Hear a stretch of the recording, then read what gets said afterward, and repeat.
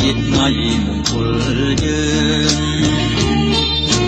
តែបានរៀបចំឡើងដោយវិបាកសូមស្រីស្ងួនកុំព្រួយចិនដាបងសូមសច្ចារក្សាលោកស្រីអូនរីនឹងបានស្ដាប់វាចាភាពថាស្នេហាអូនតែយល់តែតែនេះបានឃើញហើយបានស្គាល់សូមប្រងនេះមល់កុំប្រែចិនដាសូមទេវតារក្សាសពលោកនេះធ្វើជាសាស្ត្រីនៃស្នេហ៍យើងបងជាទឹកមកកោងបីស្រី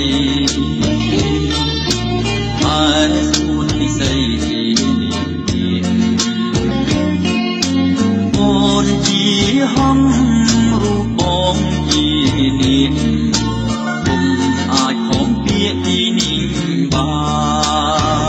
នអូនជាមច្ឆាបងជាគង្គីអូនជាដាំនេះបងជាសង្សាររូបអូនបានរួក៏ព្រោះតែលំហើបងជាសន្សំសម្រាប់អូនបងសូមស្មត់ហើយសច្ចា